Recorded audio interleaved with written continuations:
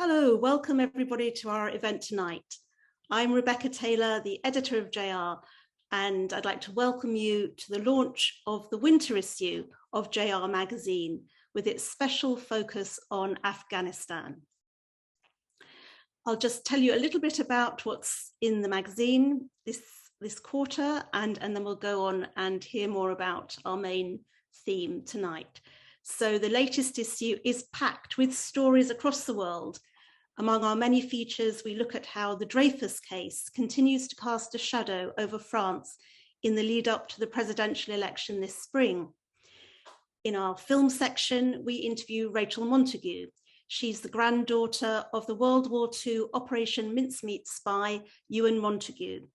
And the film Operation Mincemeat comes out in April, starring Colin Firth, which looks like it's going to be a great film. We'll also, in our book section, we hear from a historian who argues that one of America's most famous founding fathers, Alexander Hamilton, was Jewish. And we've got an exclusive essay from the American novelist Shalom Auslander. We also hear from two writers whose lives were shaped by their family's history in Egypt. But the main theme of our issue this quarter is a country that's rarely been out of the news over the last 20 years, and that, of course, is Afghanistan. Last autumn, as the spotlight once again fell on Afghanistan with the Taliban takeover of the country, we turned our attention to the rich and ancient history of the country's Jewish community. So this is a history that stretches back almost 2,000 years. And you can read about that early history in a piece that we have in the magazine on the Afghan Geniza. We look at and uncover the hundreds of documents, some of the hundreds of documents that have been collected at the National Library of Israel that record the medieval life of the region along the Silk Road.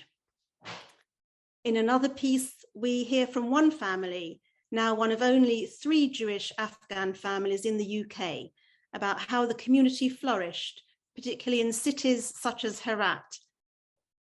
And we speak to an Afghan poet and journalist, Suhrab Sirat, about life in the country today and the lives of those refugees who have escaped the recent turmoil. We also speak in another section to Ulrika Christiana Lintz, an archaeologist who has worked on the excavations of Jewish sites in Afghanistan. And we hear from Yotam Polizer, the CEO of the charity IsraAid, about the dramatic rescue last September of dozens of vulnerable Afghans, including judges, artists, scientists, and including Tova Moradi, who's believed to be the last Jewish person living in Afghanistan.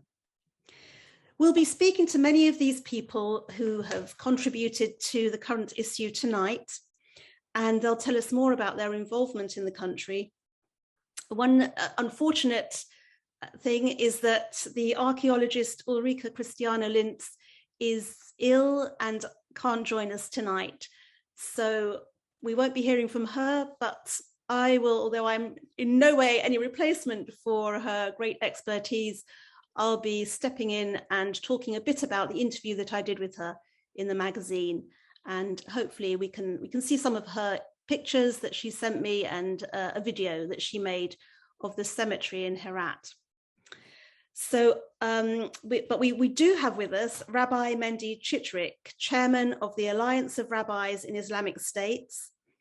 We have Ziva Ambalo, an Afghan who left the country for the UK when she was 11. We've got BBC World journalist and poet Suhrab Sirat, who fled Afghanistan in 2014, and the CEO of IsraAid, Yotam Polizer. I'll be introducing them more fully in a moment, but first I wanted to show you a short video about Afghanistan. It's about Afghanistan in general, and it features one of our guests, Suhrab Sirat, and he's doing the voiceover for the piece, and it's an introduction to the country. There's a little bit about the Jewish sites, but we thought it's a good way to introduce our event tonight. So let's have a look at the video.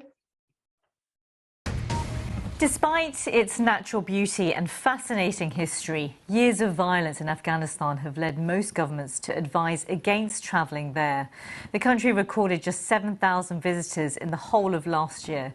But one American tourist was determined to make the trip, as Suhrab Sirat reports. Moments of calm in a country in turmoil for the past few decades. Violence across Afghanistan has intensified recently. But to see its nature, for a small number of visitors, its beauty outweighs the risks. Which is why one man's trip has surprised many Afghans. What's up, guys, from my hotel room here in Kabul, Afghanistan.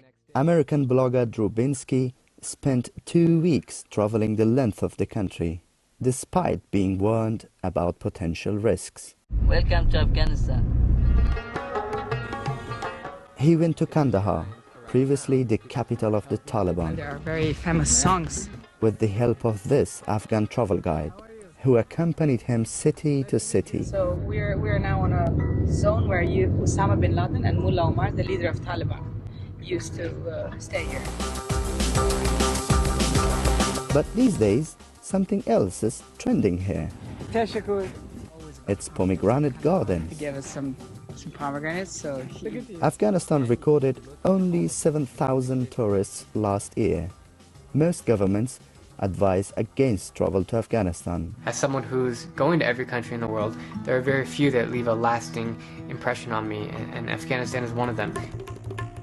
As he travels around Afghanistan, he explores history, culture, food, lifestyle and people. And Afghans open their doors to welcome him. You can see the whole city of Herat behind me. Right now I'm getting lost in Alexander the Great's former home. And it was here, in the historic Jewish quarter in western Herat city, that he was able to connect with his heritage. Outstanding nature here in the Bamiyan province of central Afghanistan. He told the BBC that the Afghanistan he knew through the media was a completely different place, comparing to what he saw by his own eyes. Assalamu alaikum. How are you? I feel like it's my duty to come here and tell you guys stories of what's really happening with the 30 million people that are living here, that have to go to school every day, that have to make money to survive, that need to eat when they're hungry and need to go shopping in the markets. There's still an incredible life here happening. But his Afghanistan might feel distant for many, including Afghans who find it difficult to travel around the country at a time of mounting violence. Suhrab Sirat, BBC News. Wow, absolutely beautiful. Thank you, Drew, for bringing our attention to that. It's a much undertold story of the other side of Afghanistan. Thank you, Danielle, and thank you, Suhrab, for that lovely introduction to a beautiful and fascinating country, although, as we know, a very troubled country, especially recently. So we'll go now to the work of an archaeologist in the region, Ulrika Christiana Lintz, who, as I say, can't be with us tonight. I'm going to talk a little bit about her research in Afghanistan. She's written a lot about Afghan art and architecture, and she has a particular interest and has done particular research in the Jewish sites in Afghanistan. So we're going to start off actually by looking at a video that she made of the cemetery in Herat in the northwest of the country. And I'll talk a little bit about it, and hopefully some of our other guests might be able to fill in some of it, or maybe some of you later on can let us know if you have more information about the cemetery. In fact, I should say that it would be great if you joined us just after we've heard from our panelists. You can do that by asking questions in the Q&A function on your machines, on your link, your Zoom link. So please, if you have any questions for our panelists or any questions or thoughts in general about Afghanistan, please send those in and we will look at those towards the end of our session. But first, Danielle, can we go to the video of the cemetery in Herat, which was, until recently, was the base for some archaeological excavations?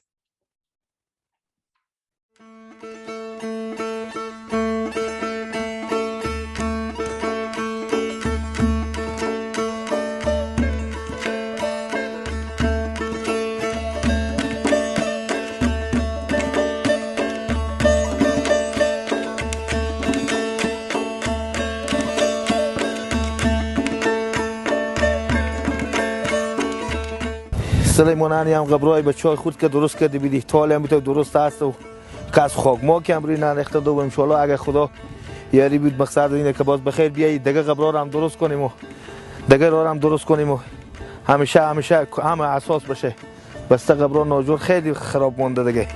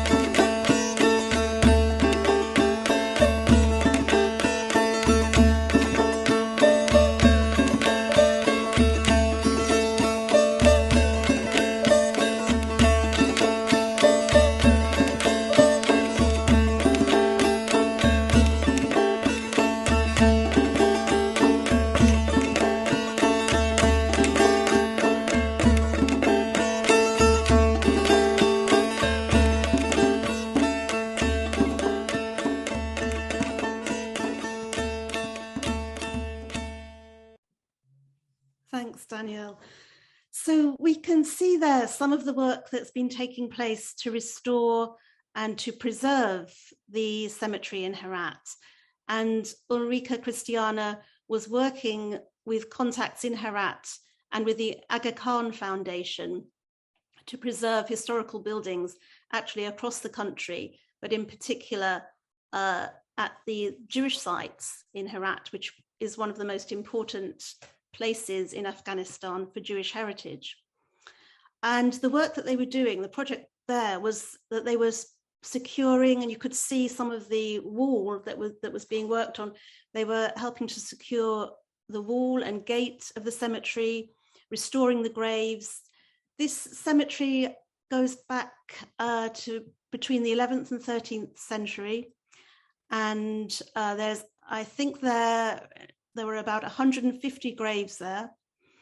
And Ulrika Christiana told me that until the Taliban takeover last autumn, work was ongoing there and at other places in Herat. But then after the autumn, all the field work stopped and the situation became very tense.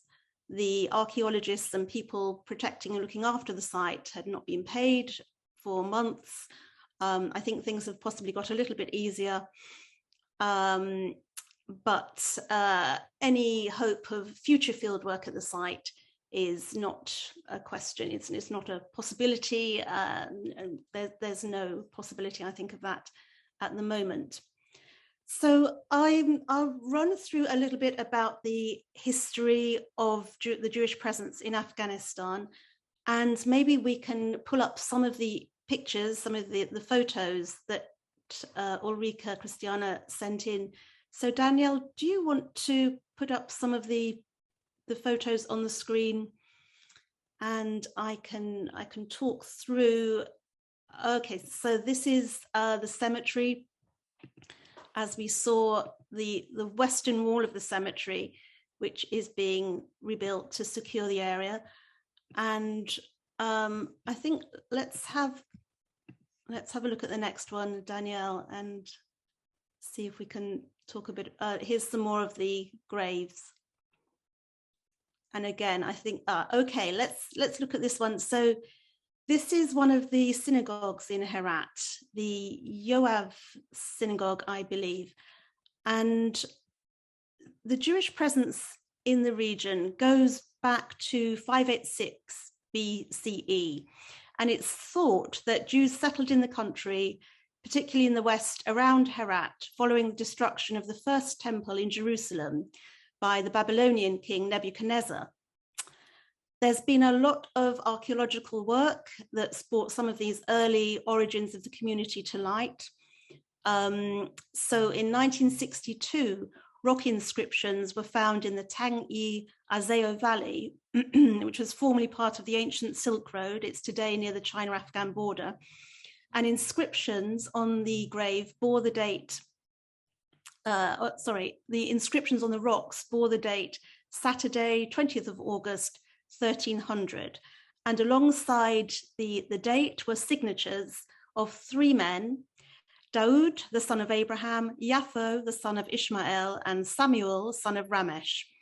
And these men were thought to have been Jewish merchants who were seeking safety from the Mongol emperor Mahmud Ghazan. Then there have been other finds in the area. Also in 2011, scholars learned of a geniza containing documents in northern Afghanistan, and the geniza attests to a Jewish presence in the area going back about 1,000 years. 29 documents were purchased by the National Library of Israel, and among these documents were letters describing economic affairs, commercial transactions, travel plans. There was a Judeo-Persian fragment of commentary on the book of Isaiah from the rabbi and philosopher Saadia Gaon. Other archaeological findings east of Herat indicate a highly organized medieval Jewish community in the region. And there are 92 tombstone inscriptions have been found in Judeo-Persian, dating from 1012 to 1220 CE. They reveal a community living in social and religious autonomy in this isolated mountainous region. And the inscriptions that were found on the graves are dedicated to the male members of the community. They include religious teachers, synagogue wardens, an accountant, merchants, district officers, a physician, an astronomer, philosophers, scientists, a damask weaver, and a goldsmith. So we can see that there was a really sophisticated and structured, educated, thriving community there going way back. The other thing that we should mention is that the Jewish presence in the region is strongly connected to Iran. And in the 18th century, the Iranian city of Mashhad, which is today near Afghanistan's western border, had a Jewish community of around 400 families. That community was strengthened during the reign of Nader Shah Afshar, who reigned from 1736 to 1747. Now, he was known for his tolerance towards non-Muslims, and it's thought that he brought many Jews to Kabul to encourage trade between India and Persia in 1736. And he employed Jews in high-profile positions. Jewish institutions strengthened and contributed to a general flowering of Jewish life in Iran and Afghanistan. But the harmony didn't last. In March 1839, a hostile Shia mob attacked Mashhad's Jewish quarter. Many of the Jews fled.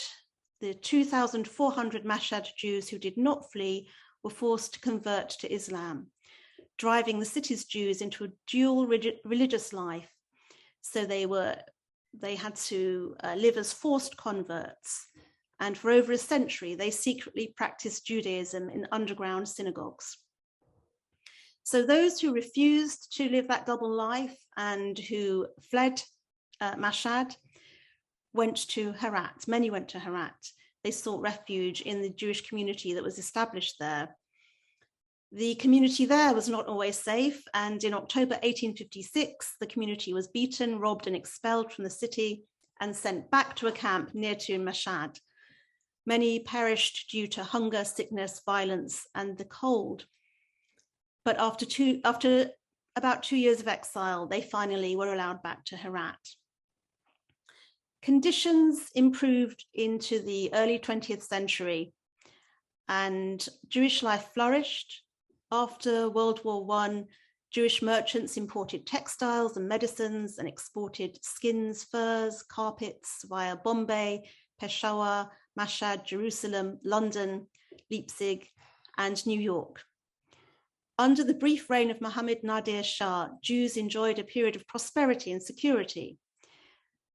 Jews were given equal rights. They forged commercial links with the Muslim community, and anti-Jewish decrees were abolished. By the 1930s, the community had grown to around 5,000 people. But in 1933, Shah was assassinated, and the ruler of Balkh province, Muhammad Gul Khan, decided that the province should be cleansed of its Jews and its non-Pashtun inhabitants. So events that were beginning to go on in Europe at the time were being imitated in Afghanistan. So after 1933, Jews were only permitted to live in Herat, Balkh, and Kabul. But these communities continued. They were self-contained. They had a chevra, a council that looked after the needy, arranged funerals, represented the community to the authorities. They paid taxes. And then after immigration became legal in 1950, many Afghan Jews left the country en masse, going to New York and Tel Aviv. By 1969, about 300 Jews remained in Afghanistan. So just to tell you a little bit more about life in Herat, which was the main center of Jewish life in the country. So in Herat, Jews up until the 50s and 60s, when many of them left and the community really declined. So the Jews of Herat inhabited a separate district within Herat's walled old city. The quarter was sometimes referred to as Mahale e Yahud, so a ghetto, basically. It denoted the lower social status of a religious minority. It was a ghetto area. The ghetto's economic heart was the main thoroughfare through the Bazaar-e-Iraq, among the coppersmiths, ironsmiths, grocers, hardware stores, and near the bazaars that served the caravans traveling between Afghanistan and Iraq. The quarters residents were subjected to some limitations. There were clothing restrictions. They couldn't wear the same clothes as the rest of the city. There was a ban on mingling with Christians and Muslims, and there was an imposition of special taxes. Despite the imposed segregation, the community coexisted fairly amicably, though, with the majority of the Muslim population. Herat's Jews were silk weavers. They made a living by polishing glass as silversmiths, goldsmiths, jewelers. They produced liquor, wine, salt. They were involved in chemical production. They produced ammonia, that was one of them, and they were involved in currency production. Some were physicians, others were musicians and entertainers. The community was regulated by daily prayers and customs connected with the life cycle. So it was a very traditional community, very bound by the life events, circumcision, bar mitzvahs, weddings, and the Jewish festivals.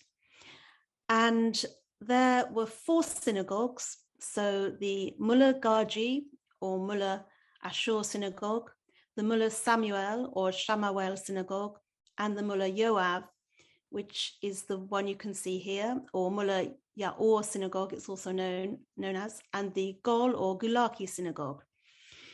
Each synagogue had a mikveh. It was built of mud bricks, and it was in an underground chamber. So let's just have a little look. Okay, Danielle, you've got the others up now. Yeah, this is the excavation work going on the Yoav synagogue. So the state of them today is that one of them, the once outstandingly beautiful, the Mullah Gaji, was abandoned in the 70s, and today it's still in ruins. Fortunately, the Mullah Samuel, located directly opposite the market, was restored in 2009 through the Aga Khan Historic Cities Program, which has been restoring Jewish heritage in Kabul, Herat, and Balkh. And today, that synagogue houses a maktab, a primary school for Muslim boys. The Moav, the Mullah Yoav, which is all of these pictures that we're seeing now of the Yoav, was built between 1788 and 1808, but it was also abandoned in the late 1970s. It's now been restored and is used as a children's centre. And I think if you carry on, Danielle, yes, that's the Yoav, and this is restoration work. And that one, I think that one is the Gol Synagogue, which was constructed in the late 19th century for the wealthy Gol family. It was restored in 2009 by the Aga Khan Foundation, and it's been converted into the Hazrat Bilal Mosque. You can still visit the mikveh there if we are ever able to go in the future. Then they have a mikveh that's preserved there. So following Islamic traditions, the synagogues were built around a courtyard with windows opening inwards and walls facing the street. So they were indistinguishable from buildings in the old city, from the other buildings. Their external walls were constructed of sun-dried mud bricks or kiln-fired bricks to resist the harsh and extreme environment. But inside, the contrast was quite dramatic. They would have been lavishly decorated with stuccoed walls. They had painted plaster and Persian ornamental work. And in the Mullah Gaji and Mullah Yoav synagogues, the alcove housing the Torah Ark was richly decorated with floral patterned paintings. Other features included geometric designs created using strips of wood. And it was very common that there was use of a blue pigment. Have we got another picture, Danielle? Not sure if there's another one of the synagogues. No, that's it, all of them. Okay, so there's a blue pigment, which you might have seen earlier on in the pictures, which was very common. It was commonly used in the region. So that's really a whistle-stop tour of Herat and its synagogues and its sites. And I don't know whether Rabbi Mendy Chitrik, who is our other panelist, might be able to add anything more at this moment to what's going on in Herat. Rabbi Mendy, is there anything that you can add now to the work of the archaeologists there? I think you summed it up very beautifully. I'll just add here 2 pictures of the mikveh that you mentioned. And this is one, and that these are the steps going into the mikveh. This is the mikveh, still has water. That's the mikveh in the Gol synagogue. So these are still standing, though the worry is that, of course, when no tourists coming by and if the people currently in charge will know of the mikveh and will know of the things which are also underground, they won't be there for us to say. And this is basically the biggest worry today. You really spoke very, very beautifully about the history, the rich history, and the existing buildings, the cemetery, etc. There was great work that was going on. And what we're worried right now is to get all those people who were involved in the reconstruction and the upkeep of the synagogues, of the excavations, and to get them to safety, because some of them, because of their work, were receiving a lot of threats and there were questions, and with some of them we lost communication, and we've worked quite diligently on trying to get those people that wanted to get out, and to try to get them to safety. From Herat, it was much more difficult to get out than from Kabul. Even after the airport closed, it was resumed, but there were people still making their way out from Kabul to other places. But Herat, because it was also occupied by the Taliban earlier in the process, and it is very far from from places where you could get to safety, it was really a challenge to get these people out. Received harrowing emails and calls from our friends.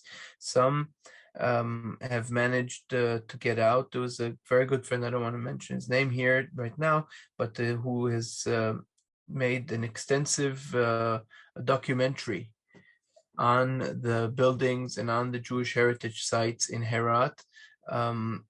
Besides, of course, most importantly was to save his life, but also to save the great work which he invested so many years on collecting.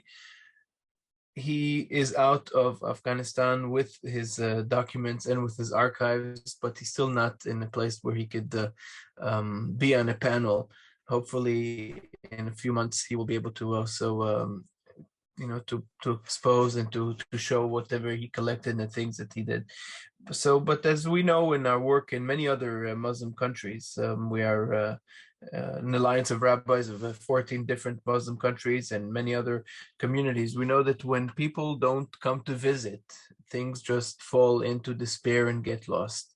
And that is something that we see very often. You know that when a tourist comes and people see that there's interest in a site, it gives the site, whether it's a cemetery or a synagogue or anything, it gives the site a couple more years of staying on above ground, because people see that there's interest to it. There's also the opposite, that sometimes when there's too much interest, they have some radical groups that try to erase it from the space. But definitely that is a great concern right now with the Jewish heritage sites in Herat, but also in Kabul. Now that we don't have anybody in Kabul to watch over it, as everybody knows, Zvulun Simantov, who was right now disputed, but one of the last Jews of Afghanistan, has come out of Afghanistan. He is in Turkey. He received a visa from the Turkish government, so he's still there in Turkey, and he was the last person to look over and to take care of the synagogue in Kabul. But right now there's nobody there. And though I did ask one of our contacts at the Turkish embassy in Kabul, which is a very 2-minute walk from the synagogue, from time to time to go and see how things are doing and to report back. So far it's still standing. Hopefully it will remain so for the future as well. I want to thank you again, Rebecca, for your beautiful overview of history. It was really wonderful to hear it all again. Thank you. Well, thank you, Rabbi Mendy. And really, that was from the research that Ulrika Christiana sent to me. And I know that you've worked closely with her, haven't you, on the work that has been going on there. I didn't get a chance to introduce you properly at the beginning, but just to say that Rabbi Mendy Chitrik is speaking to us from Istanbul in Turkey, where he's the Ashkenazi rabbi for the country. And as I mentioned earlier, he's also chairman of the Alliance of Rabbis in Islamic States. And as he mentioned, he helped in the evacuation of Zebulon Simantov, who was widely regarded as the last Jewish man in Afghanistan, but not quite the last Jewish person, as we'll hear in a little bit. He helped rescue him, get him out of Kabul last autumn, as the rabbi mentioned. And your work is ongoing, it sounds like, helping to support those who are left behind and who are involved to some extent with preserving Jewish sites in Afghanistan. Okay, well, let's move on to hear from someone who knows the country well, who was born and grew up there until she was 11. And let's go over to Ziva. So I'll introduce Ziva Ambalo. Ziva was born in Herat and then lived in Kabul under Soviet occupation before leaving the country with her family in 1981 when she was 11 years old. Ziva now works at the Jewish Community Centre in London at JW3. And in the magazine, we spoke to her and her mother, Devora. I think we had a picture earlier. Would you like to bring it up, Danielle, of Ziva and Devora? It was a lovely photo. Yes, there we go. Yeah. Ziva and her mom. So Ziva, could you tell us a bit about your memories of your home country and also what it was like leaving and how you and your family made a new life here in the UK? Hi, Rebecca. Thank you for including me and my family in the magazine and in this talk. I'm currently in New York in my sister's house because we have a family celebration. Well, I was 10, 11 when we left Afghanistan. So my memory of Afghanistan is of a 10, 11-year-old girl. I was born in Herat and we moved to Kabul when I was about 4 or 5 years old. We had a very comfortable, easy life. We had really great neighbors and wonderful Muslim friends who we used to, my late father used to work with. And it was a very, there was no issues with anti-Semitism. There was, we had a really good life there from what I remember. So tell us a little bit about the growing up there, the schooling. You went to school, did you in a mixed school with other Muslim boys and girls in the school or single sex? What was the schooling like, your early life there? If you can tell us. I went to an all-girls school called the Malalai School for Girls in Kabul. I was you know, we had friends. We would go to school. We would come around lunchtime, home, and then, you know, it would be family life. I remember, you know, we used to, you know, have a gorgeous synagogue, the Kabul synagogue that Rabbi Mendy talked about. It's not the way, you know, what I remember. It was a beautiful synagogue, and we used to go every Shabbat to synagogue. We were a religious family. I remember spending, you know, Purim there and Yom Kippur there, and, you know, where we would all dress in white. And of course, Purim, we would all be fancy dress and decorate eggs and have lots of activities and family stuff. And, you know, it was a very picturesque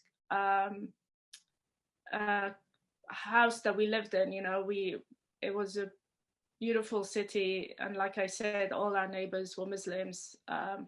When we left, there was only about 200 Jews left. We were the last family one of the last families to leave Afghanistan. We actually flew out with Afghan Airlines into London. So we were very lucky that we didn't have to go via Pakistan or via, you know, other routes where a lot of the other Afghans who left after us had to leave Afghanistan. And when you were at school, it was completely acknowledged and accepted that you were Jewish, and that was never an issue? Or what happened? Yeah, well, for majority of the time, we were, it was accepted. We were excused from the Quran reading lessons.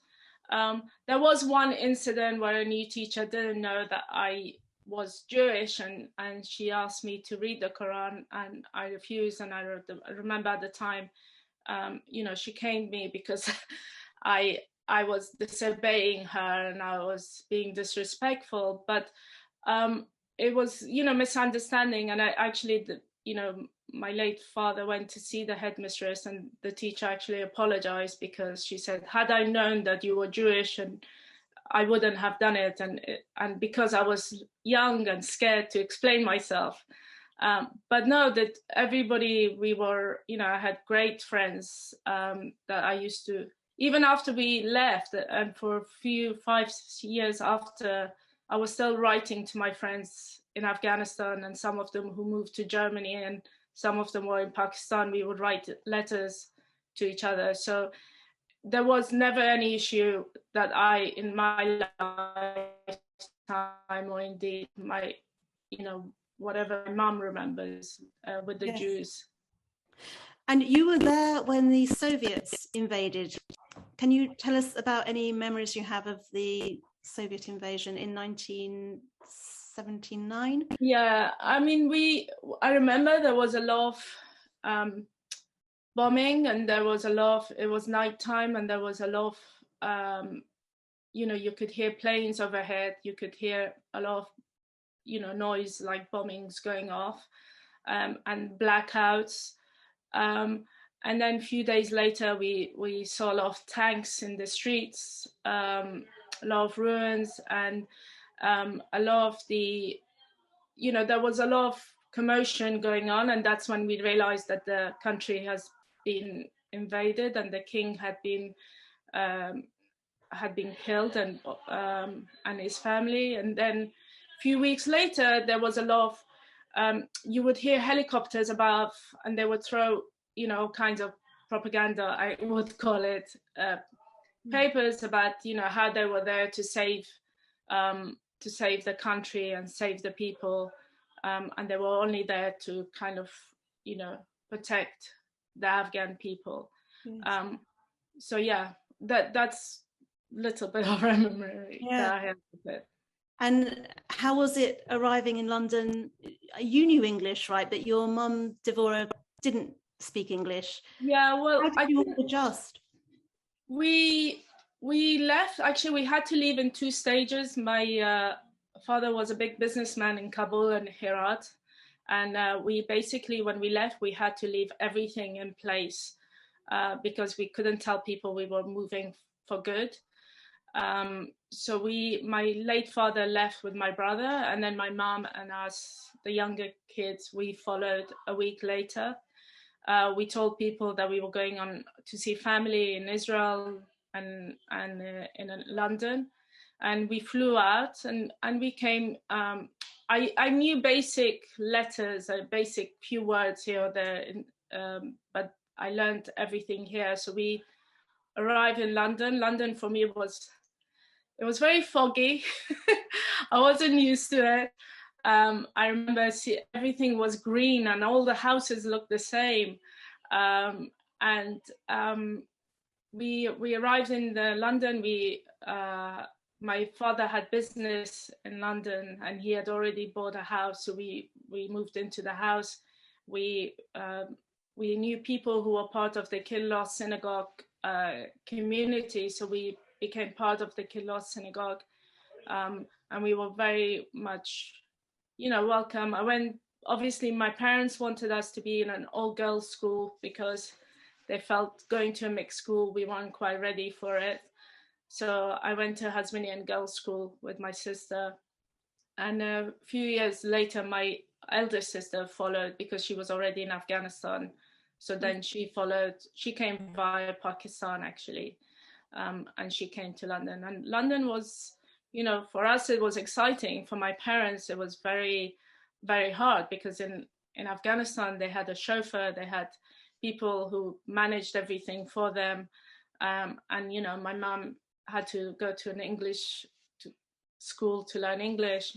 My late father his English wasn't great, but he had my brother to help him with the business. So they had to get used to, traveling by bus and taking public transport and finding their way around. So I would say it was very hard for them. For us, obviously, it was an exciting adventure. But yeah, I think they did well. Yes, well, you've marvelously made your life in London now.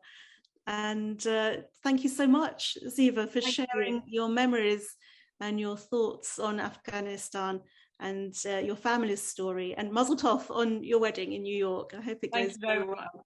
Well, we're going to, thank you. Thanks, Ziva. We're going to go now to two other people who also have similar stories of leaving behind Afghanistan, coming and making new lives in the UK.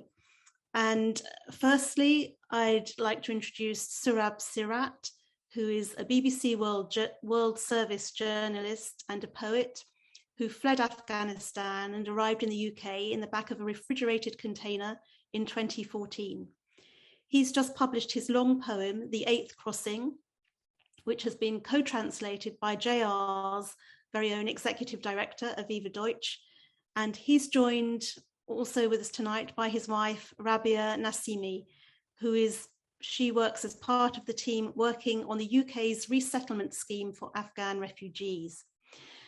And her father, who is also here, set up the Afghanistan and Central Asian Association, an organisation which is dedicated to helping refugees integrate into Britain. So first, before we start, I'm going to show you very quickly a lovely photo because Suhrab and Rabia got married last September. So there's a lovely photo of them at their wedding, at the henna party they had for their wedding, which is a lovely picture. And we're also going to start with Suhrab reading his poem, or a part of his poem, The Eighth Crossing, in Farsi, and Aviva is going to read the English translation after him. So welcome, Suhrab, and let's hear from some of your poem, The Eighth Crossing. Okay.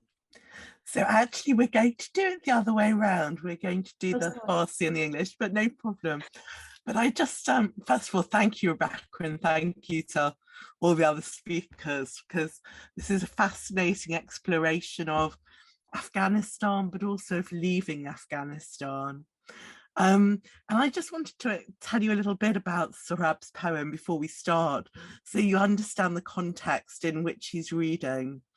So Suhrab was, in 2013, not just, he was a very well-known poet, a well-published poet, and publishing already internationally and being invited to festivals internationally. But he was also a journalist, and in his journalism and his civil society work, he was supporting the rights of women. He was supporting the right of civil society activists. As a poet, he was doing the same. In fact, he wrote the lyrics for the first female Afghan rapper. And this activism didn't go unnoticed by the Taliban. So he received death threats and in 2013 had to flee the country. His journey wasn't quite as smooth as Ziva's. It wasn't by plane, but it was on many other modes of transport. It was via trains and boats, and as Rebecca's already alluded to, ended in the back of a refrigerated lorry crossing over from the Calais jungle to the UK. Suhrab's poem is about himself. It's about that journey, that 3-4 months journey, but it's not only about his own journey. He's speaking with the voice of many Afghan refugees, telling the stories of those refugees he also met, particularly in the Calais jungle, and incorporating their experience into it. So what we're going to do is we're going to read 2 sections from the poem. We're going to start with the opening, which is about his childhood in Afghanistan and that initial leaving. And then we're going to read the section from Calais, because one of the things that really struck me when I first saw the literal translation, I shaped it into an English poem, but I was initially given the literal version of what Suhrab had written. And what do I find when he's in Calais? But one of his memories is of a place that he sought a moment of sanctuary in Kabul. And that was the synagogue. People have mentioned Zablon Simantov already this evening.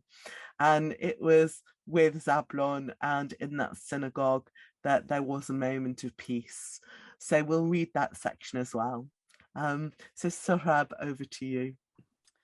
Thank you very much, Rebecca. Thank you, Aviva, for the introduction. As an Afghan, I would also like to thank Jewish Renaissance magazine for the dedication of the recent issue of the magazine to Afghanistan. I really appreciate that. I'm going to read the first crossing in Persian, and then, as Aviva mentioned, she will be kindly reading the English translation. Okay, let me just bring this here. مرز نخست.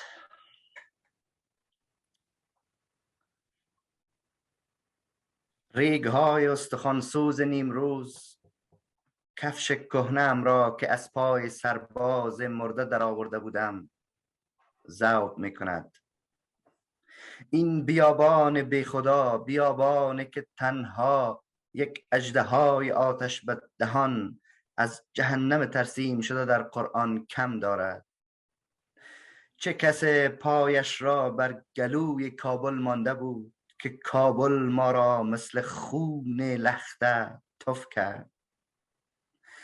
کودک که بودم به تماشای مرده ها می رفتیم، چشم های باز خیره به هیچ، دست ها و پاها مثل کیسه های ریک روی یکدیگر. بار تمام اجساد را که دیدم بر شانه دارم. خاک طعم خون، آب بوی نفت دارد. صدای قدم زدن مرگ مثل خراشیده شدن شیشه با میخ ضربان در ضربان دنبالم می کند. هراس از شلیک مرزبان در حلق من خشک شده است. ما گوسفندان فراری از قربانگاه روی هم افتاده ایم تا با تند باد بگذریم از سیستان و بلوچستان. The first crossing. The bone-burning sands of Nimroz melt my tattered boots, borrowed from the feet of a dead soldier.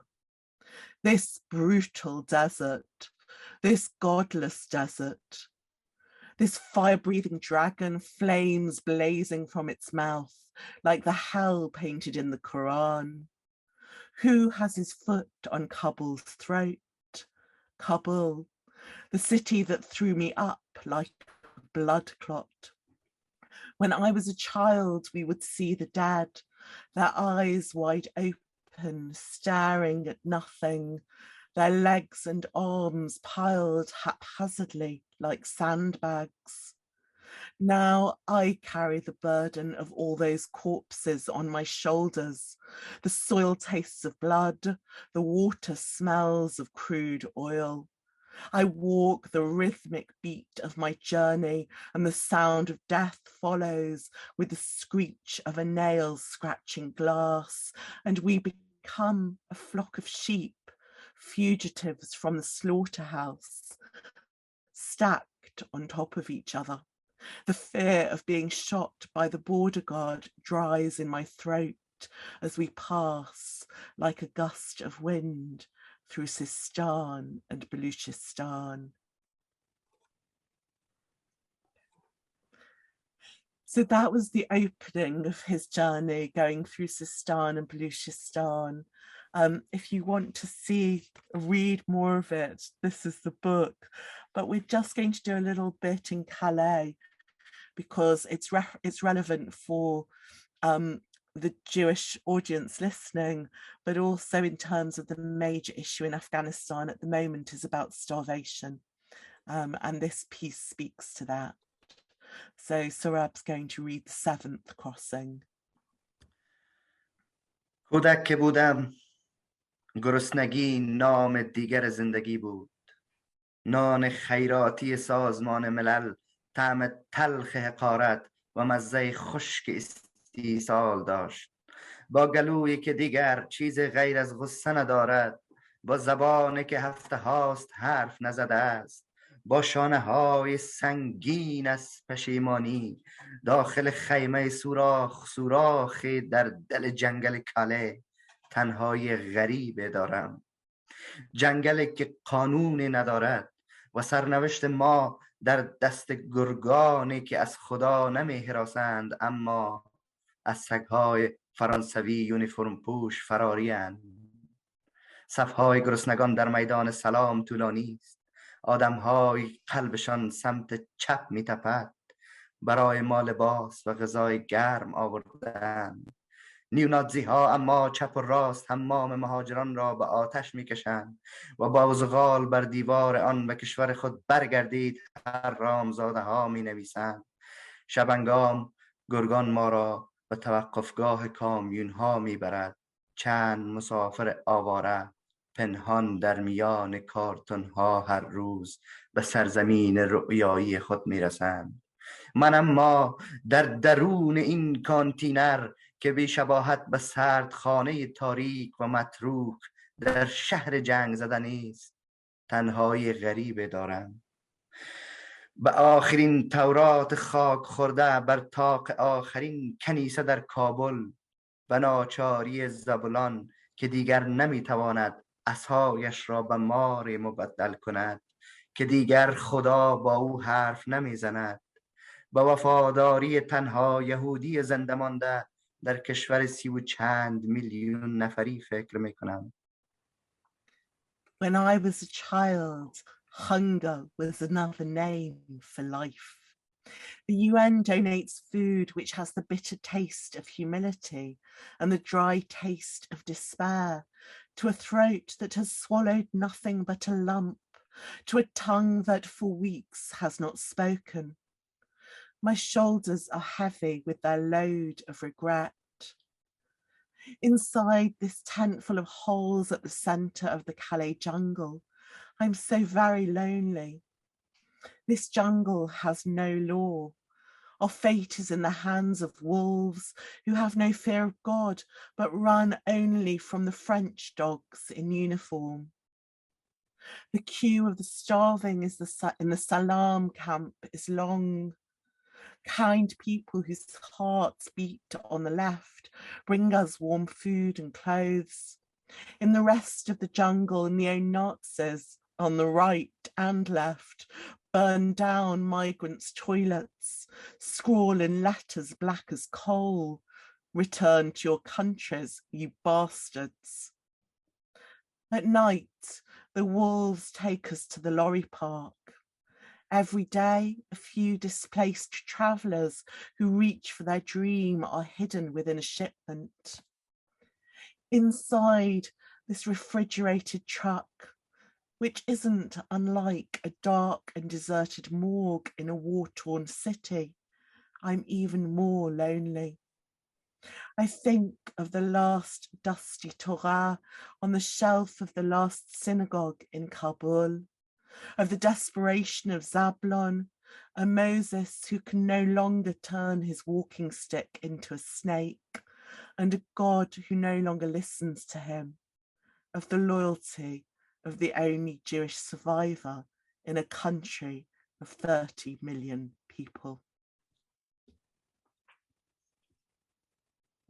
Thank you. Thank you very much. Thank you, Suhrab and Aviva. That was incredibly powerful and beautiful and very thought-provoking for us. Thank you for reading it. So let me ask you, Suhrab, a little bit about your background and how it was that you came to leave Afghanistan. Perhaps maybe in the West, we think that the Taliban were there, they were pushed out, 20 years ago, and now they've come back.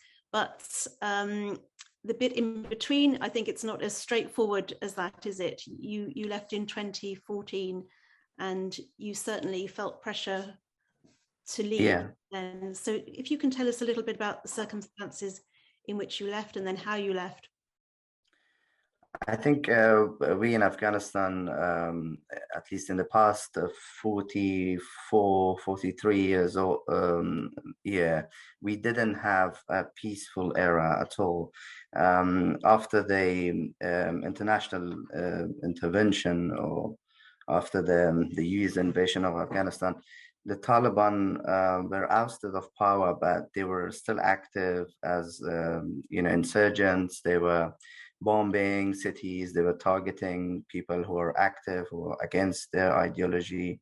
I just wanted to mention that even though we had lots of gains in the past 20 years, but we never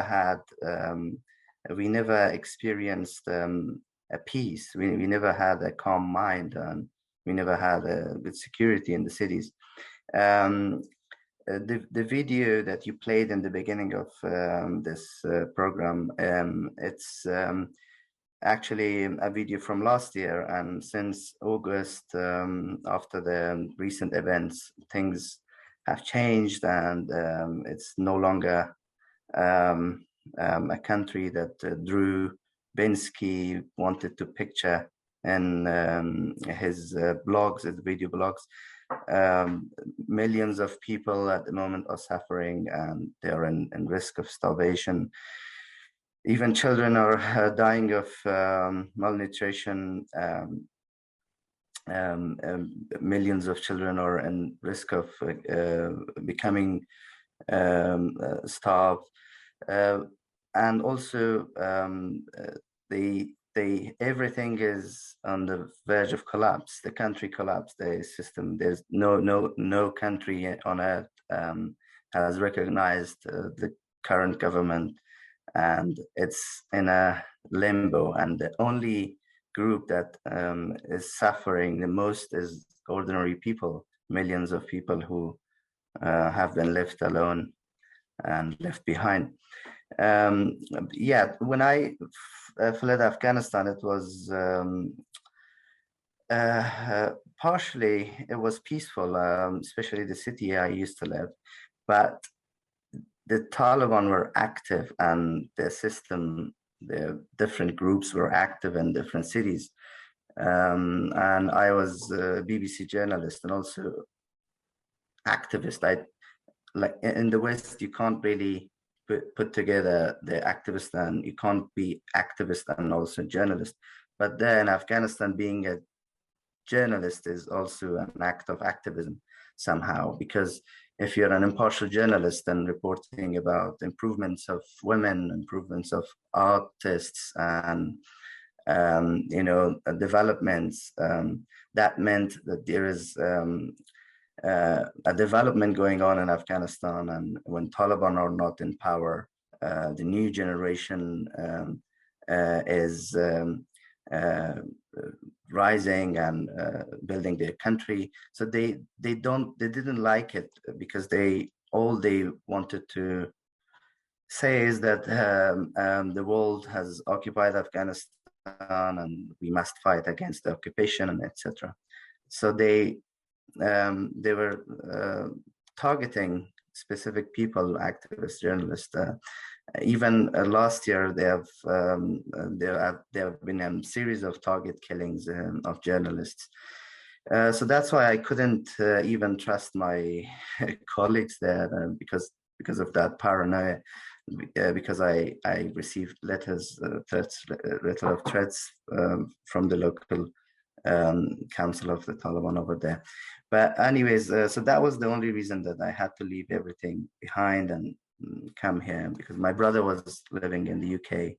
So I not only needed physical security, but also sort of mental security. And how did your journey begin, and where did you go to eventually arrive in I think Aviva has explained a bit. I went through several countries, but the most memorable and the most extraordinary memories that I have was from Calais jungle and the border between France and Britain.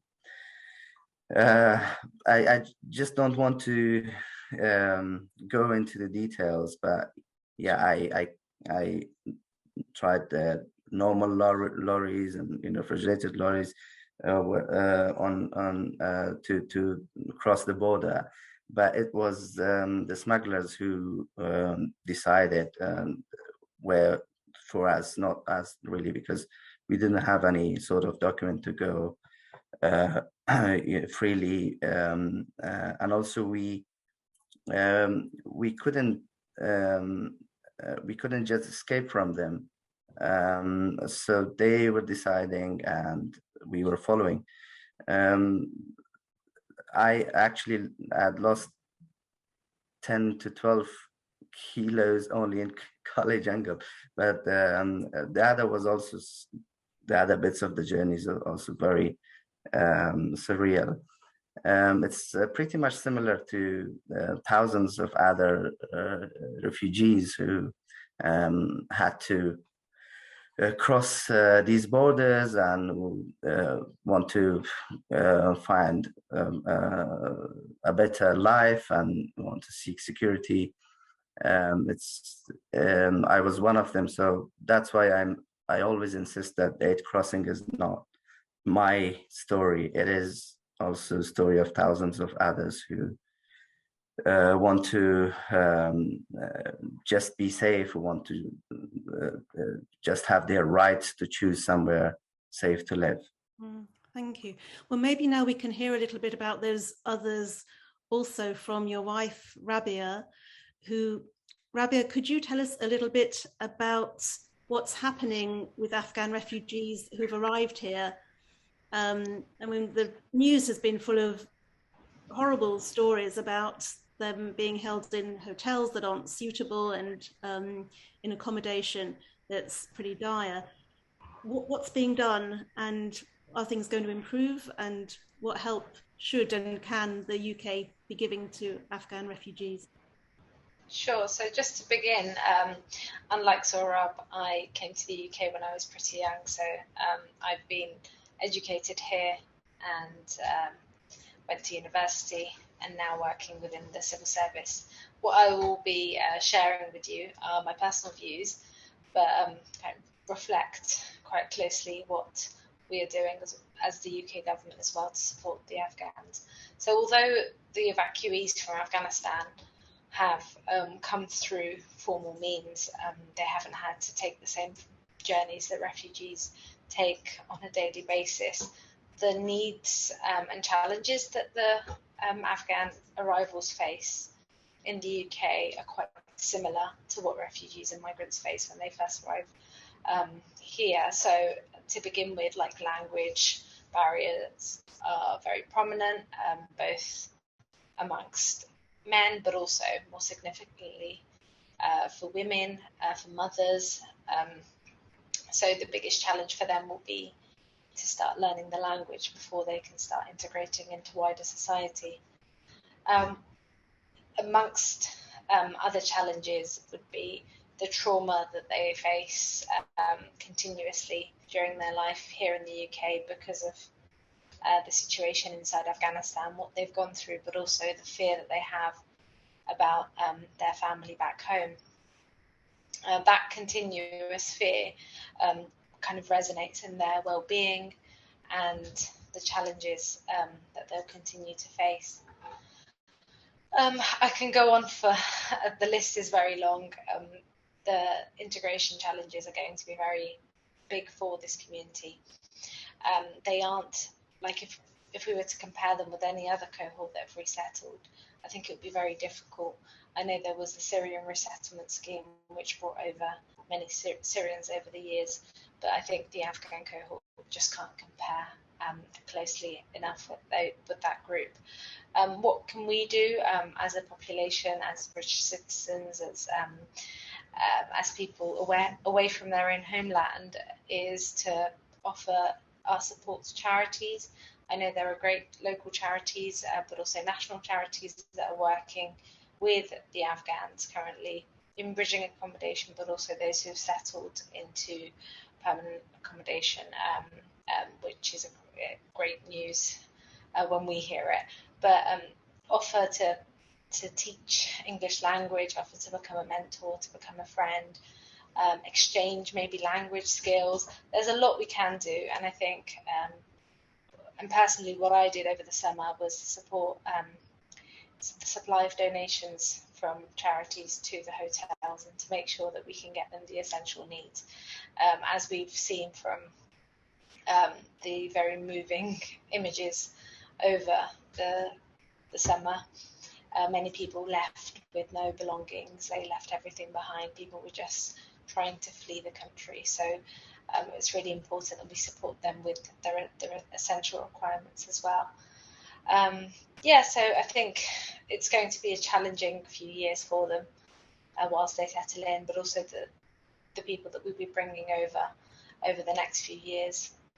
We hope that we can use the lessons learned from the first few months and apply them to make sure that we can swiftly integrate them into society, and hopefully see them become very successful in their life here. There are many British Afghans, particularly in the second generation. I also consider myself as a second generation Afghan, that are doing great work. Throughout the pandemic, we saw nurses and doctors from Afghanistan working really hard in the NHS. Likewise, there's people who are working as great journalists in the UK, teachers. We're slowly becoming a professional diaspora, but it's going to take time. And I think with the Afghans, given that we've only been here over the past 10, 20 years, I think the diaspora don't go back far enough. It will take us some time to settle in. And once we do, I think we can make similar contributions to other Asian communities. Thank you. Thank you, Rabia, for giving us a sense of what's going on with the resettlement.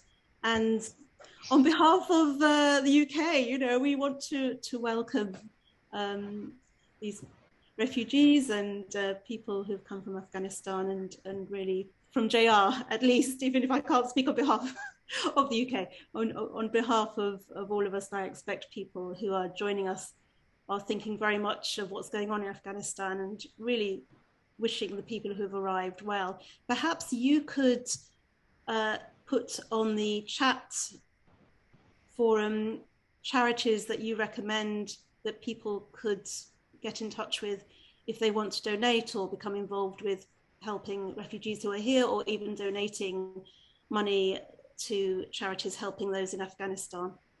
That would be great. Sure, I will do. And if anyone wants my contact details, I'm sure that Jewish Renaissance can share with you if you contact them.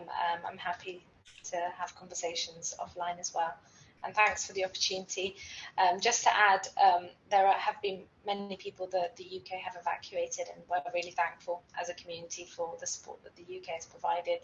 But what continues to hurt us is the people within Afghanistan that are continuing to suffer, and hopefully there will be a day where we can stop this misery, and hopefully other countries will come together to support the resettlement of more Afghans whilst the opportunity remains.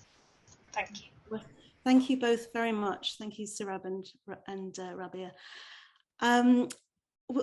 Talking of the rescue and the evacuations of Afghans, we will now go to Yotam Polizer, because he's going to tell us about an operation that he was involved in last autumn. So Yotam is the CEO at the charity IsraAid, and their main focus is usually organising humanitarian aid to those across the world hit by natural disasters or war. But last autumn, he and his charity was involved in a dramatic and dangerous rescue operation to bring 167 Afghans out of Afghanistan, including women's cycling and robotics teams, judges, civil rights activists, journalists, scientists, and Afghanistan's last Jewish member and her family. And he was involved in that operation.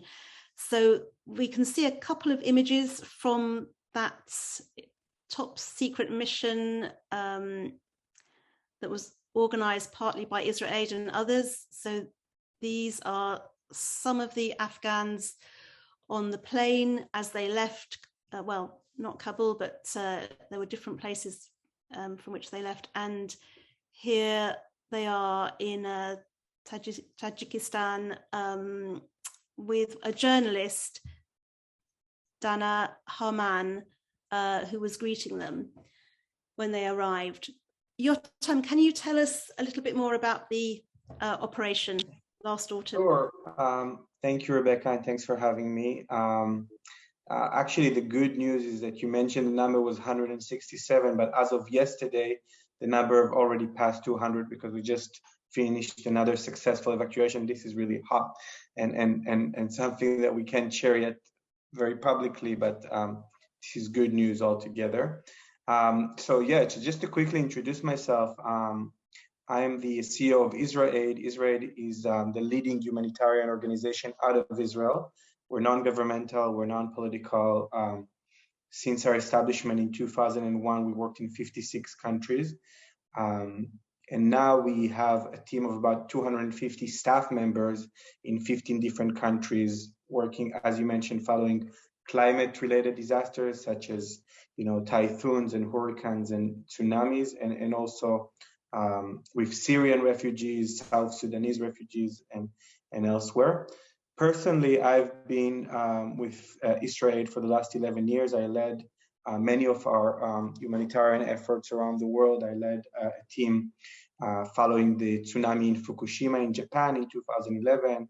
I spent a year in Sierra Leone during the Ebola outbreak. I spent a lot of time in Greece with Syrian refugees, in Nepal after the earthquake, and many other missions. So I'm used to this kind of humanitarian mission, but I've never done anything like this Afghan rescue operation. And it was quite dramatic. I always say it's a combination of James Bond and Fauda kind of coming together. And the way it started is actually from a British-Israeli journalist that you mentioned, Dana Harman. She's a journalist and an activist. And in 2017, she went to Afghanistan and wrote a story for the New York Times about the first Afghan girls robotics team. It was kind of a symbol for women empowerment in the country. They won a lot of international awards and recognition. And she really became like a family to this incredible, inspiring group of young women. And when the Taliban took over last August, they reached out to her and asked if she can help evacuate them. And she, she's not a humanitarian aid worker, so she reached out to me. And I said I look into it, but honestly, I had no idea how, because we did not have a presence in Afghanistan. As you probably all well aware, Israel and Afghanistan does not have diplomatic relations. So we're not even allowed to travel to Afghanistan even before the Taliban. And then another phone call came from an Israeli-Canadian philanthropist, Sylvan Adams, who is very well known for his passion for cycling. And he was supporting the first Afghan girls cyclist team that was also on National Geographic and won many international awards, and was also a symbol of women empowerment. And he was trying to get them out of Afghanistan. He reached out to me. And again, I had no idea what I'll be doing, what I could do, but I said, let me check. And then a third phone call came from a friend who is a European guy who worked with me in Lesbos, Greece, supporting Syrian refugees who arrived on the shores in 2015. And he told me that one of his team members is actually originally from Afghanistan, and his family has some links. They're not part of the Taliban, but they know a lot of the leadership in a specific area near the border with Tajikistan, the northern border. And he was basically saying that he can ensure safe crossing, safe passage through the Taliban checkpoints. It was really, the last days of August when the Americans pulled out and all the allies pulled out of Afghanistan. And then, this operation started, and we put together a bus of 42 of these girls' robotics team and their family members, and the cyclist team and their family members. And we had this permit, actually written permit from the Taliban to cross. They were all covered with burqas, and they went all the way to the borders with Tajikistan. And surprisingly, or not surprisingly, they crossed 5 different checkpoints without any issues.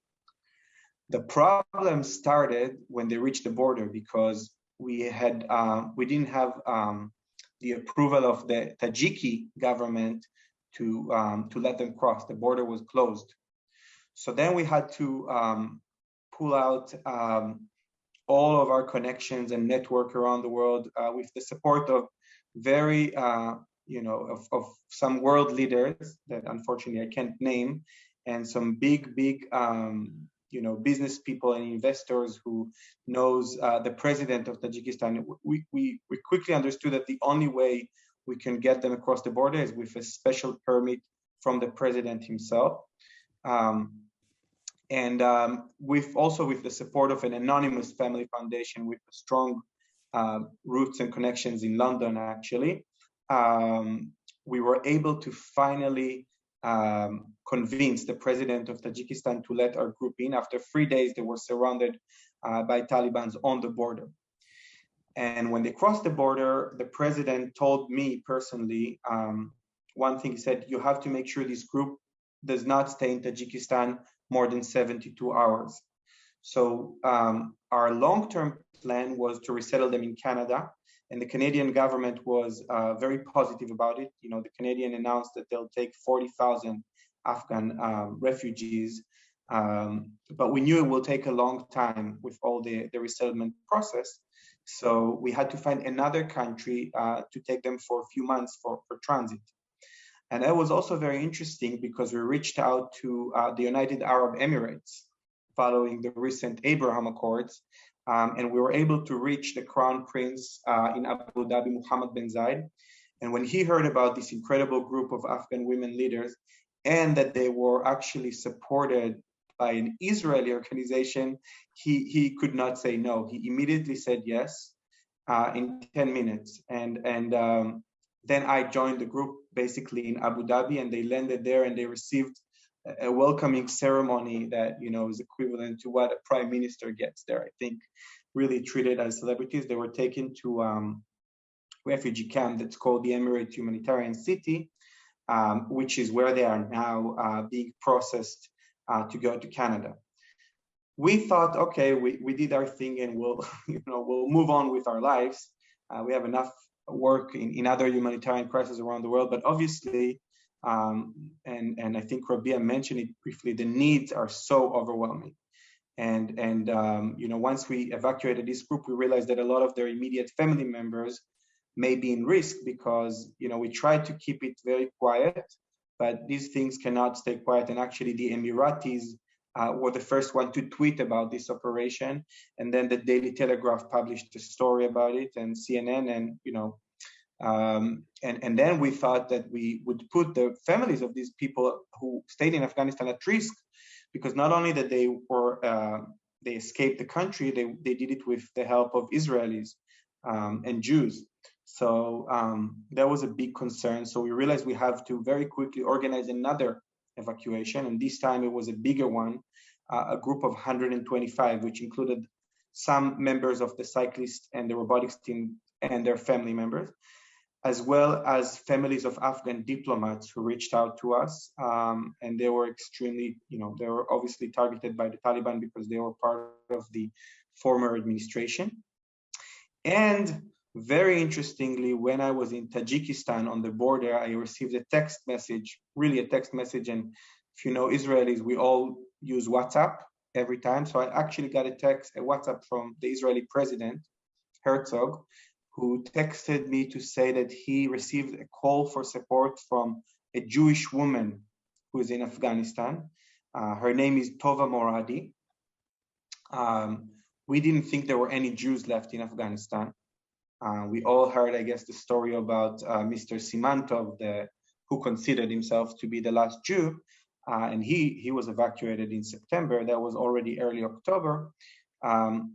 The story about Tova was actually that she left her home when she was 16. She got married to a Muslim Afghan person.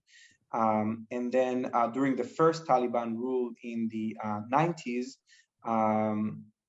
she was helping some of the Jews who stayed in Afghanistan.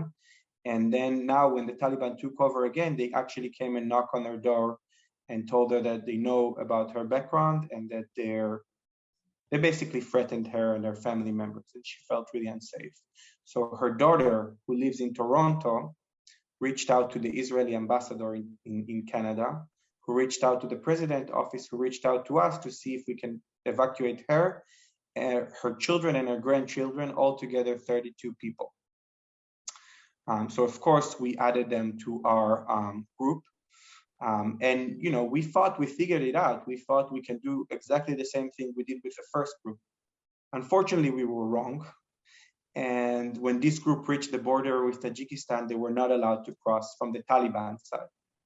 And at some point, we almost had a hostage situation by the Taliban. And we had to find a way, which again, I can't share, to actually negotiate with the Taliban and to find a way to release them. I know we're running out of time, so I'll just make it very short, but we realized we can't have them cross the border, and we have to quickly organize a rescue flight from the city of Mazar-e-Sharif, another city in northern Afghanistan. We organized this flight, but again, we had a problem because 41 members of our group didn't have passports. So they couldn't get on the flight. So we had to organize passport, and we found a way to reach a former Afghan diplomat who was still in his position. Well, not officially because he's not representing the Taliban, but he still had access to passports. So this Afghan diplomat actually created 41 passports who are not accepted in Afghanistan, obviously, but they still accepted all over the world. And he sent us this passport to Tajikistan, which is where I was with my team, with Dana and a few of our other team members. And we got these passports across the border to Afghanistan. And it was taken by these people. Again, it was also another drama when the Taliban took these passports, and we had to again negotiate with them. But long story short, Baruch Hashem, thank God, all these people received their passports and were able to get on the flight. Now, this group was not allowed to go to the UAE because it was already packed. So we again had to quickly find a solution. And then the Albanian prime minister came to our help, Edi Rama, and he saw it as a direct continuation of Albania's role in the Holocaust. Albania actually saved all their Jewish community during the Holocaust. So Albania is the country in Europe that received the highest number of Afghan refugees. They received 4,000 in total, including our group of 125. And it was very important for Prime Minister Edi Rama. I just met him last week. To do this because he sees it as their historical role. And Albania is not the richest country in the continent. So it was quite amazing, and that's where our group is right now in Albania. And the very good news that as of last week, they all received their visas to Canada, and they will all be resettling in Canada within the next few weeks. Thank you, Yotam. You've ended on a positive note there. It was a really dramatic, and I know at times quite a scary story. And what I hadn't quite realized until you explained it when I interviewed you for the magazine was that you and your team were doing all of this outside of Afghanistan on mobile phones, communicating via phone with people in the country. Yeah, and many of the Afghans didn't know until they actually met us that we were Israelis, because we didn't want to add an extra layer of risk. But so, when they got out and they met us, they were, I would say, positively shocked. But it was quite amazing. And, and it was beyond this, humanitarian effort. It was also a beautiful opportunity to build bridges and to change people's perspective, which is very important as well. Yes, well, an amazing operation and incredible work that you're doing with IsraAid. As we are really out of time here, it's been really wonderful hearing everybody's thoughts and stories and experiences, but we are running out of time. I thought let's bring everyone back on the screen. I know Ziva's had to go, but the rest of us who are here from our panelists, and I thought if I could just ask all of you to leave us with one thought about the future of the country, and perhaps one thing that we can do, recommend one charity or one thing that we could do to support the people of Afghanistan or to support people here in the UK. So perhaps if we could go to Rabbi Mendy, what are your thoughts about the future of Afghanistan and what can we do? If you could very briefly just give us a few thoughts on that, Rabbi. Thank you. And first of all, I want to thank Yotam. We were in touch before, so thank you for wonderful and heroic efforts that you have done throughout this whole time. So I want to thank you and thank everybody here on the panel. One thing that all of us can do, and that is just very, very practical, is around us, whether it's here in Turkey or in the UK or anywhere where you are, there are refugees and they are in need. So while not all of us could do this wonderful work that Yotam does, we could all make refugees' life easier in the places where we are, even to say a nice word, to help them maybe find a job, to help them with a language course, or just simply be human to refugees is already a great thing that each and every one of us can do. And that's something that we think, oh, somebody has to do a rescue and somebody has to bring, and it's not me.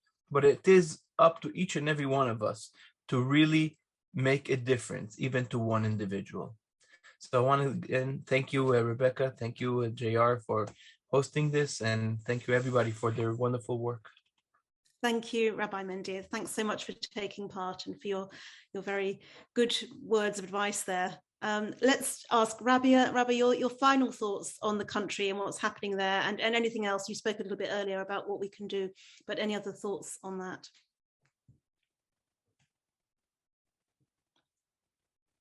Rabia, can you hear us? I couldn't get my headphones to work, but I completely agree with what Rabbi has said. I think it's really important that we continue to talk about Afghanistan. We're getting a lot of interference. I think the sound is still coming through your headphones. AirPods. The AirPods are the worst. Is it better now? Yes. Yes, sorry. I was just going to say really quickly that I think we should continue talking about Afghanistan. It's easy for the news story to kind of change quite quickly, especially with what else is concerning us at the moment, which is Ukraine. So at times when Afghanistan isn't the top headline story, it's, I think, our individual kind of duty to continue the discussion and ensure that as a population, particularly here in the UK, we can lend a helping hand to charities, to groups, even just looking up news articles and social media to see where the communities are, where they've moved on to, so that we're aware of the developments. But I think in terms of the future of Afghanistan, it's very uncertain, it's hard to say, but I just hope that those people who can't access food this winter and those who are at risk of famine, malnutrition and starvation can find a way out, and hopefully humanitarian relief can reach those people in need as soon as possible. Thank you. Thank you. Thank you, Rabia. Thank you so much for taking part tonight. We'll go to Suhrab and then to Yotam. So just your final thoughts really on the future of the country and anything you'd like to add about what we can do to reach out and help. Thank you. I think we should hear their story, the refugees' story, Afghan story, and be kind to them and help in any way that we can, and give them some platform as the JR did and dedicated the whole magazine to Afghanistan. And I think as little as £1 can be helpful if it goes to any charity or any organization, and it can help many inside Afghanistan. And thank you very much for this event. Thank you, Suhrab, and it was wonderful to hear your poem, and good luck with that and the book. We'll be sending out details. I'll just round off and let people know how we'll follow this up in a minute. But Yotam, over to you finally. Yeah, I mean, I could not agree more with all my my friends here. Unfortunately, I know very well, and I've been in this humanitarian field for a while, media attention equals to donor attention. And when the media is not there, it's very hard to get support. And especially when we're talking about the resettlement process, the trauma, we're really talking about a long journey. And so, you know, every platform, every way that we can keep reminding ourselves and the people who are around us about these needs is important. The other thing I would say is, I assume, Jewish Renaissance, I assume we have a lot of friends from the Jewish community here. And I think we have a special role to play in this crisis. First of all, because of our own history, but also because we have an incredible opportunity to meet, and I'm talking very personally, to meet the most inspiring, interesting group of people, and to learn about their culture and their history and their life, and from everything that I see, and that's why I said they were positively shocked, because people are really, all the Afghans that I met, really 100% of them were very excited about meeting Jewish people, interacting with them, exchanging ideas, exchanging thoughts. And I think this is something that we can all do. It's not just about support and charity. It's also purely just about meeting each other, communicating, and sharing stories, food, and whatnot. Thank you, Yotam. That's a really lovely way to end. And hopefully our session tonight has gone some of the way to doing that. And we've certainly had dozens and dozens of comments of people thanking us for the event and feeling so inspired to hear all of your stories and experiences. Lastly, I'd like to say thank you to all of our audience for listening and joining us tonight. We'll be following up this event with a recording of the whole event in the next couple of days. We'll also send out links to recommended charities that you can follow up and details of Suhrab's poetry collection, which is out now. So thank you once again to my wonderful panelists. It's been amazing to hear your stories. Thank you for your time, and thank you to our audience. Good night.